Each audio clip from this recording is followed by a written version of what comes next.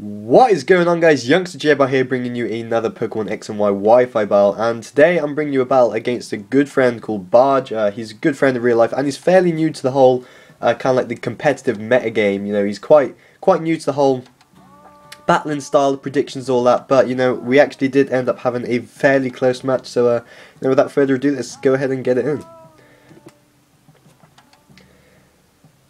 So I was actually kind of behind the team that he has made, so I kind of do know some of the sets that he has run, but you know, nonetheless, you know, it does actually end up being a fairly close battle. So he decides to lead off with his Infinite, which I know is Scarfed, and I decide to lead off with my Master Chief, who is also Scarfed. And right here, you know, because we both kind of knew that each of us were Scarfed, I kind of predicted him to go for the U-turn.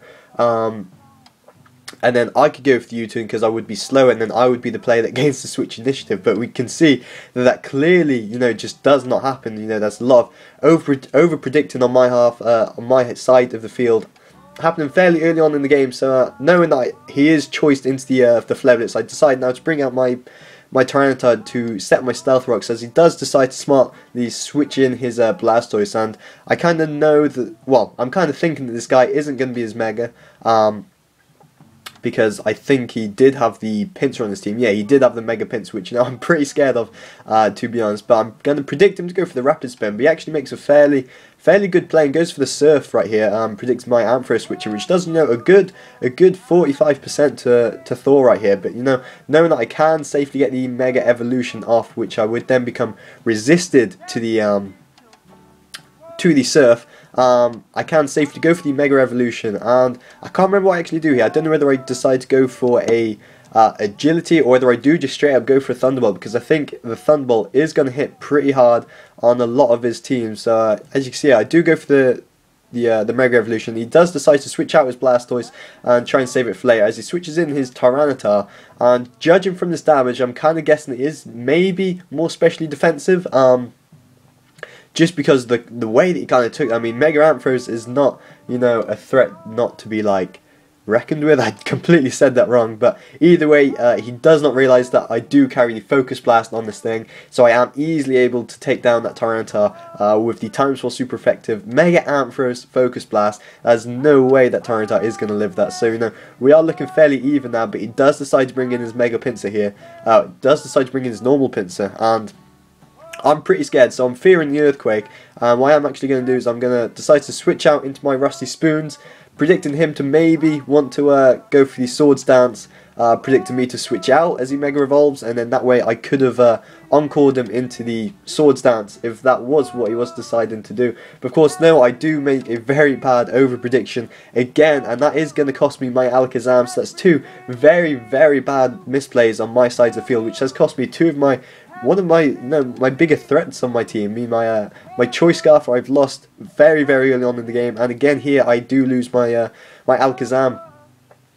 So what I do decide to do now is switch out into my Bowser, thinking that I can take a Earthquake, which I do. I do take it very nicely, and I am able then to OHKO him back with the following Stone Edge. Thankfully, I do hit. Otherwise, that Mega Pincer could have basically just swept my entire team. I mean, we've seen how powerful they can be in my most recent Battle Spot video. But right here now, he does decide to switch out into his Blastoise.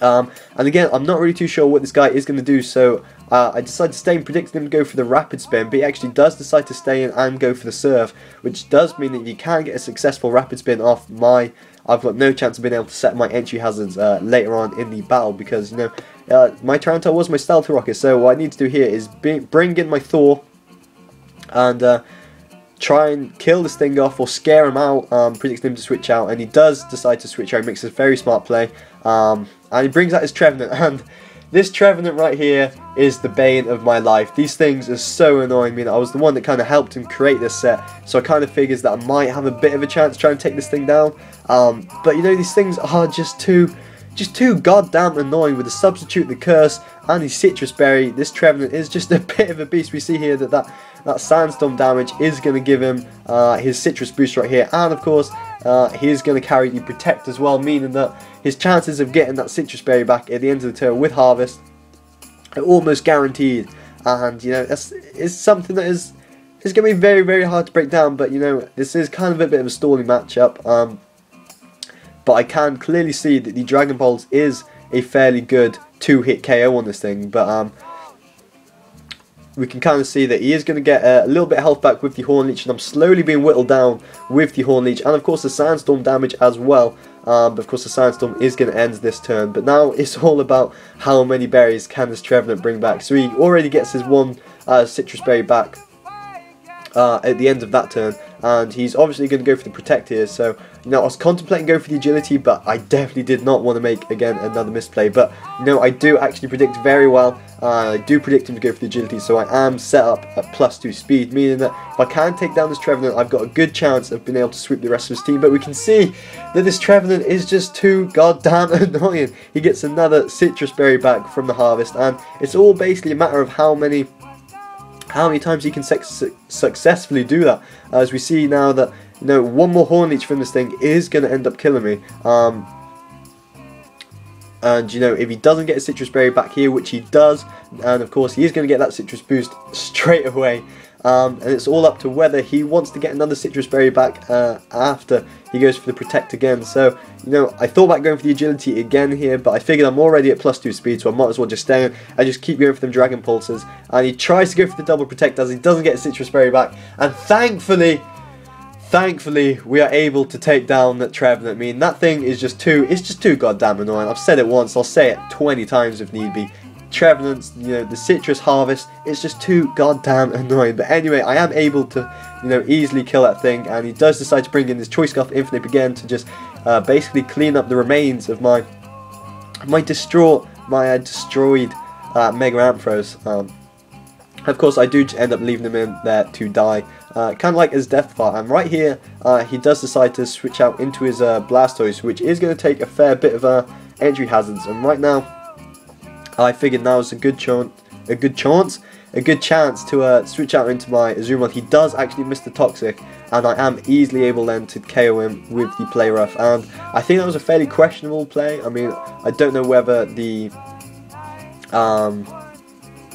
Toxic would have been that beneficial on my Azumarill, but either way, that Blastoise is easily going to die. And right now, his Choice Scarf Infinite is back in, so I decide now that if I can just switch out to my Metagross, then safely switch back in my Azumarill, and be able to go for the Aqua Jet, I should be set to basically sweep the rest of his team, as he does actually go for the Thunder Punch and locks himself into the Thunder Punch. So right now I can go for the Meteor Mash to try and get that attack boost on my Metagross, which, you know, kind of doesn't actually happen. Kind of annoying, but in the long run it doesn't really matter at all, as I am able to just easily kill him off with the following Bullet Punch.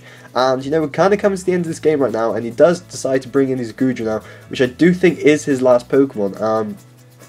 If I'm not mistaken, it's been a while since I last remembered this battle, but he is going to carry that Flamethrower, and that is actually almost going to be able to take out my Metagross. I am actually Assault Vest, and I can easily just smack that thing in the face, in its big fat dragon belly with the Meteor Mash, and again follow him up with the following Bullet Punch. That was a very, very narrow 2-0 victory in my favour. Definitely came down to the wire, and it just kind of proves that you can battle plays of any ability, but if you decide to overpredict or just completely mispredict, you know, you can actually end up with very narrow matches. So either way, that's a very good game, Barjjj. Definitely like to have a rematch with you sometime. And either way, my name is still Youngster JPal. Leave a comment down below on I don't really know what comment I want you to leave.